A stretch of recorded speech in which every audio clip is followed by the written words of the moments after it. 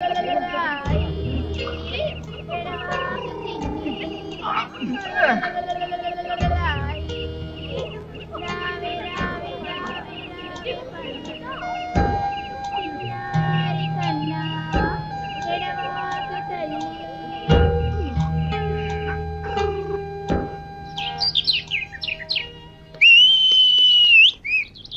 అందిన తాజా వార్త బాబులారా, చిరంజీవి గారి ఎడం చేతికి డాక్టర్ గారు ఇంజెక్షన్ చేశారు. బాలకృష్ణ గారి కుడికాలు తగిలినటువంటి దెబ్బకి ఇప్పుడే మన డాక్టర్ గారు కట్టుకొడుతున్నారు.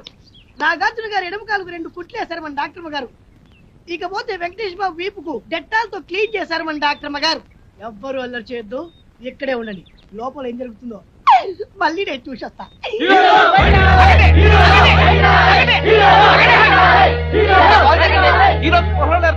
వైద్యం చేస్తారు కదా.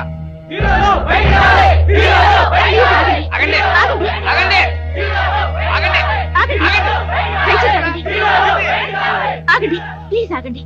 లోపల వాళ్ళ పరిస్థితి చాలా సీరియస్ గా ఉంది. వాళ్ళు ఇంకా స్పృహలోకి రాలేదు. ముందు వాళ్ళకి రక్తం ఇవ్వాలి. మీలో ఎవరైనా రక్తం ఇచ్చేవాళ్ళుంటే దయచేసి ముందుకు రండి. ఎంత రక్తం కావాలో చెప్పండి, మా హీరోల కోసం ఎన్ని చెంచాల రక్తమైనా ఇస్తా. అంతా తీస్తే 1/2 బాటిల్ రక్తం లేని బాడీలు చెంచాలు కదమ్మా, 4 బాటిల్ రక్తం కావాలి. నువ్వు తాగే సారా బుడ్డి 4 బాటిల్ రక్తం కావాలంటే ఓ బకెట్ రక్తం తీసుకోండి. ఇది ఎర్ర సినిమా కాదు, తెల్ల సినిమా. ముందు రక్తం ఇచ్చే వాళ్ళు చేతులు ఎత్తండి.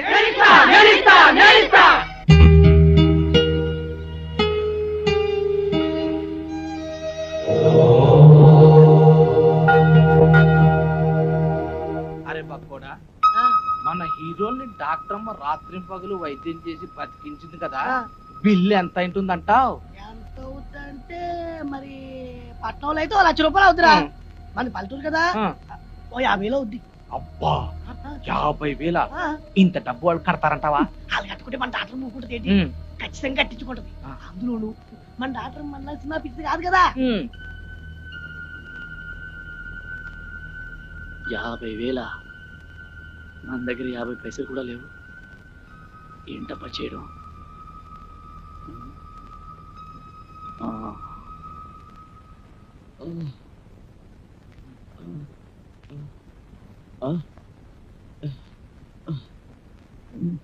రోయ్, మనం అంతా ఎక్కడున్నాం? మనకి దారిలో యాక్సిడెంట్ అయింది కదా, చచ్చిపోయి ఉంటాం. అంటే శవాలమా? కాదురా, దయ్యాలం. మీరు దయ్యాలు భూతాలు కాదురా, మీరు ఇప్పుడు ఒరిజినల్ హీరోస్. మీకు ప్లాన్ చెప్తారో లేవండి. ఒరేయ్, ఈ ఊరు జనం మిమ్మల్ని డూప్ హీరోలు అనుకోవడం లేదురా. ఒరిజినల్ హీరోలకి యాక్సిడెంట్ జరిగి ఈ ఊరు వచ్చారేమో అనుకుంటారు. మిమ్మల్ని కళ్ళారా చూడాలని హాస్పిటల్ బయట తిండి తిప్పలు కూడా మానేసి కాసుకొని కూర్చున్నారు. ఒరేయ్, ఈ ఊరు జనం మీకు ప్రాణాలు ఇవ్వడానికి కూడా సిద్ధంగా ఉన్నారా? మిమ్మల్ని అందరినీ మా ఊరు తీసుకెళ్లి కొన్నాళ్ళపాటు రాసింగా ఉంచాలనుకున్నాను కదా, ఇప్పుడు అంతా వేస్ట్. మీరు ఈ ఊళ్ళోనే ఉండడం సేఫ్టీ అనిపిస్తుంది. ఏమంటారు? ఏమిట్రా నువ్వు చెప్పేది? ఏమిటంటే ఈ రోజు నుంచి మీరు ఈ ఊళ్ళోనే ఉంటున్నారు. టూపీ హీరోల విషయం మర్చిపోయి ఒరిజినల్ హీరోస్ గా యాక్ట్ చేస్తున్నారు. ఓకేనా? ఒరే వద్దురా, మన నిజ హీరో లాగా అబద్ధాలు ఆడి ఈ ఊరి జనాల్ని మోసం చేయడం పాపం. పాపం విషయం పక్కన పెట్టు. అక్కడ మీ ట్రీట్మెంట్ బిల్లు 50,000 ఇప్పుడు మీరు ఒరిజినల్ హీరోస్ గానే యాక్ట్ చేశారనుకో, ఒక్క పైసా కట్టకపోయినా పర్వాలేదు. అదే డూప్ హీరోలని తెలిసిపోయిందనుకో, మీ నలుగురిని చంపేసి పాత వేసి 4 స్తూపాలు కడతారు. ఆ తర్వాత మీ ఇష్టం. తప్పదంటావా? తప్పుతుందిరా, కాకపోతే చస్తారు. ఒరే, డాక్టర్ వెన్నెలమ్మ వస్తుంది. మీ ట్రీట్మెంట్ బిల్లు 50,000 రూపాయలు అయింది. మీరు ఇప్పుడు టూపీ హీరోస్ కాదు, ఒరిజినల్ హీరోస్. కనీసం ఇప్పుడైనా నటించి చావండి, అర్థమైందా? లేకపోతే వెన్నెలమ్మ చేతిలో మీ బతుకులు అమావాస అవుతాయి. ఓకే?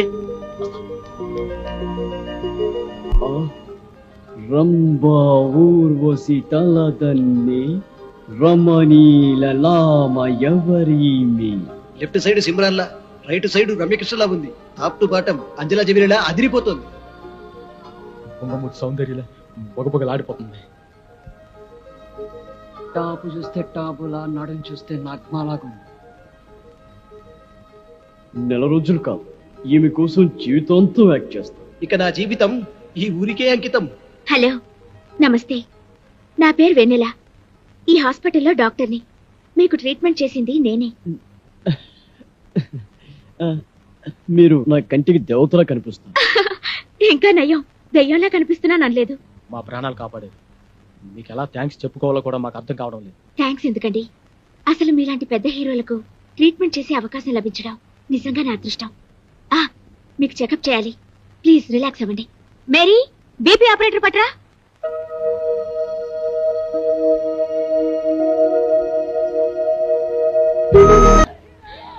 బయట మీ ఫ్యాన్స్ వెయిట్ చేస్తున్నారు. దయచేసి మీరు ఒకసారి బయటకు వస్తే వాళ్ళు చూస్తారు. అలాగే. థ్యాంక్స్. అదిగో మన చిరంజీవి, బాలకృష్ణ, వెంకటేష్, నాగార్జున వచ్చేస్తారు. అమ్మా, వచ్చేస్తారు. వచ్చేసారు. చిరంజీవి, బాలకృష్ణ, వెంకటేష్, నాగార్జున, చిరంజీవి, బాలకృష్ణ, వెంకటేష్.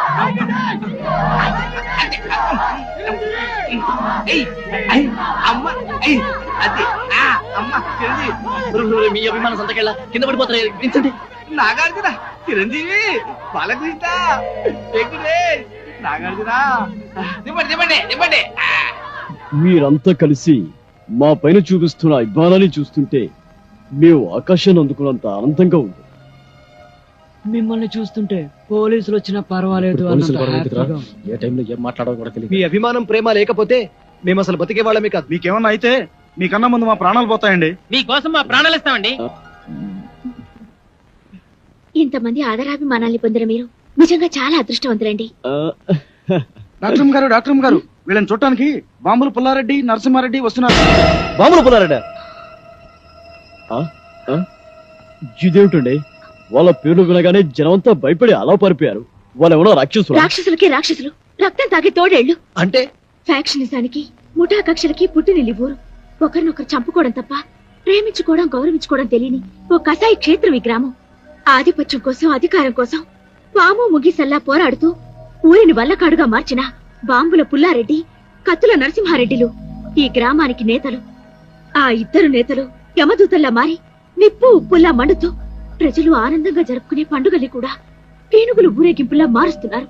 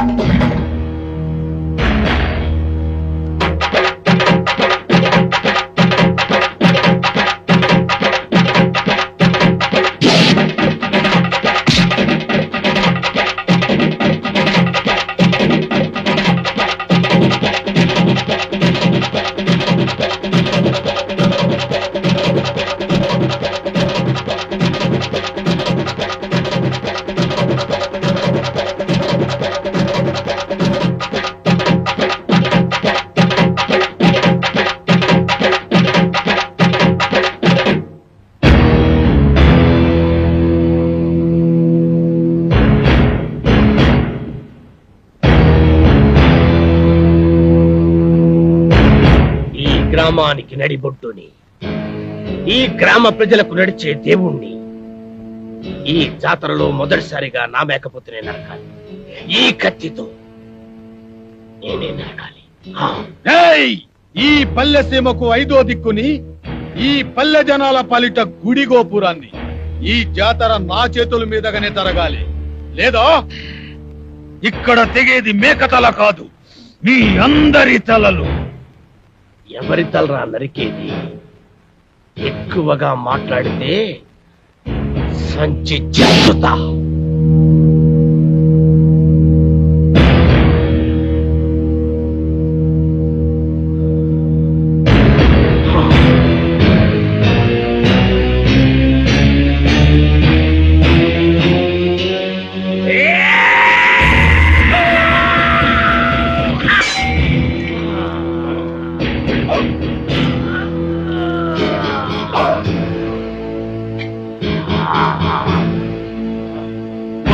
ఆపండి బాబు, బాబు ఆపండి బాబు, మీకు దండం పెడతాను, మీకు దండం పెడతాను. ఆపండి బాబు, ఆపండి బాబు.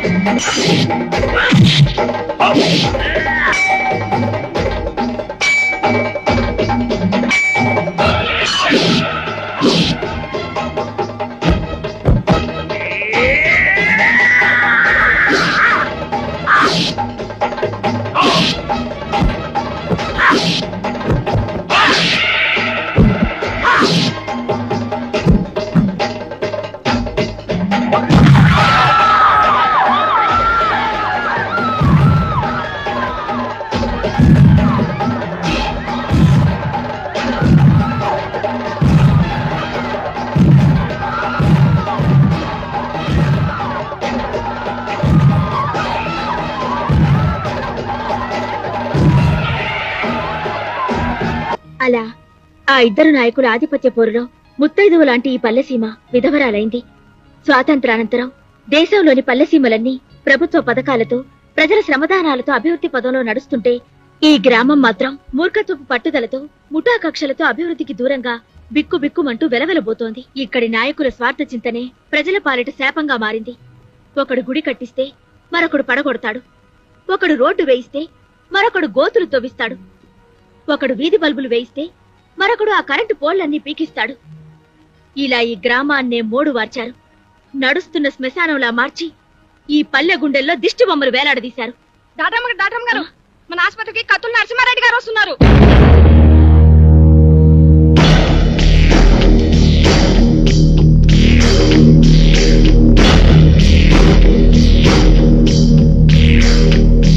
హీరోలకు నమస్కారం.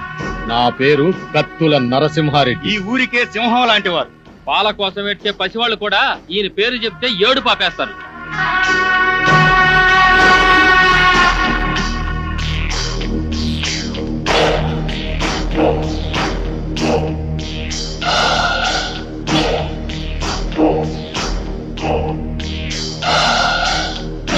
నేను రాజనాల కన్నా సీరియస్ విలన్ని. అయినా మీరేం కంగారు పడే పనిలే. మీరు మా అతిథులు. మీకు ఏ లోటు లేకుండా నేను చూసుకుంటా. థ్యాంక్స్ అండి. ఎట్టుంది ఆరోగ్యం? మా డాక్టర్ అమ్మ బాగా చూస్తుందా? మేము మళ్ళీ బతికామంటే ఆ డాక్టర్ అమ్మ చదివేనండి. అవును, మీకు యాక్సిడెంట్ అయిన విషయం మీ ఊరికి కబురు పెట్టమంటారా? అమ్మో వద్దండి. మేము ఇక్కడ ఉన్నామని తెలిస్తే పోలీసులు వస్తారండి. పోలీసులా? సినిమా హీరోల కోసం ప్రొడ్యూసర్లు వస్తారు కానీ పోలీసులు ఎందుకు వస్తారు? సెక్యూరిటీ కోసం. అదే మా రక్షణ కోసం. అక్కరబళ్ళే, ఈ ఊరికి మేమే పోలీసులం. అది నిజమే, కానీ మా భయం ఏంటంటే మాతో సినిమాలు తీస్తున్న నిర్మాతలకి ఈ విషయం తెలిస్తే వాళ్ళ సినిమాలు ఎక్కడ ఆగిపోతాయని గుండాకి చేస్తారు. మా ఫ్యాన్స్ అంతా తండోపతండాలుగా వచ్చి ఈ ఊరిని కోటప్పకొండ తిరునాలు చేస్తారు. అందుకే మేమంతా రహస్యంగా ఉండాలనేదే మా అభిప్రాయం. అంతే కదండి, రోజు షూటింగ్లు చేసి మాకు బోరు కొడుతుంది. కొన్నాళ్ళ పాటు జనానికి తెలియకుండా రహస్యంగా ఉంటేనే మాకు మనశ్శాంతిగా ఉంటుంది. అయితే మా ఇంటికి రండి, మీకు విశ్రాంతిగా మనశ్శాంతిగా ఉండే ఏర్పాటు నేను చేస్తా. ఏం డాక్టర్ అమ్మా, వీళ్ళని మా ఇంటికి తీసుకుపోవచ్చా? క్షమించండి, వాళ్ళకి ఇంకా ట్రీట్మెంట్ పూర్తి కాలేదు. ఓ వారం రోజులైనా వాళ్ళు ఇక్కడ ఉండాలి. ఆహా, అట్టాగేలే. వైద్యం పూర్తయిన తర్వాత మా ఇంటికే పంపించు. ఎన్నాళ్ళైనా మా హీరోలకు మేమే మర్యాద చేయాలి. వస్తాం హీరోలు, వస్తాం డాక్టర్ అమ్మా. గుర్తుందిగా, ముందు మా ఇంటికే రావాలి, నా ఆతిథ్యమే స్వీకరించాలి.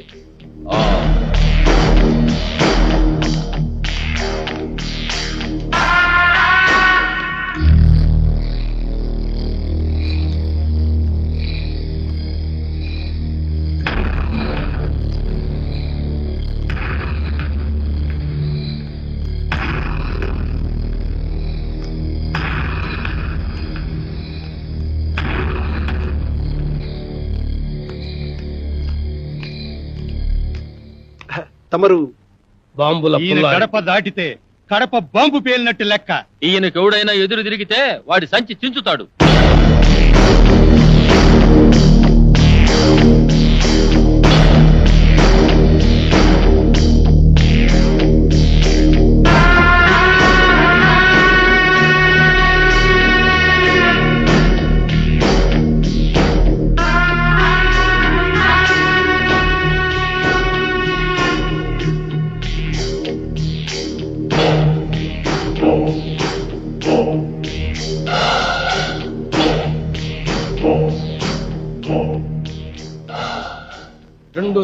రెండు దండాలు ఎందుకని ఆశ్చర్యపోతున్నారా? ఆ నర్సిగాడు ఒకటేస్తే నేను 2 వేస్తాను. అదే ఈ బాంబుల పుల్లారెడ్డి స్పెషాలిటీ. అలాగా? ఏం డాక్టర్ అమ్మా, మనూరు వచ్చిన హీరోల్ని మంచిగా చూసుకున్నారన్న పేరు మనకి రావాలి. మంచిగా వైద్యం చేయండి. అలాగే. చూడండి హీరోలు, మీరు మా ఊరు వచ్చినందుకు నాకు చాలా సంతోషంగా ఉంది. మీ ఆరోగ్యం కుదుటపడిన తర్వాత మీరు మా ఇంటికి వచ్చి మా ఆతిథ్యం స్వీకరించాలి. ఆ కత్తులు నరసింహారెడ్డి గారు కూడా పిలిచి వెళ్ళారండి. ముందు అటు వెళ్ళి అటు నుంచి మీ ఇంటికి వస్తాం. సంచి చించుతా. ఈ ఊర్లో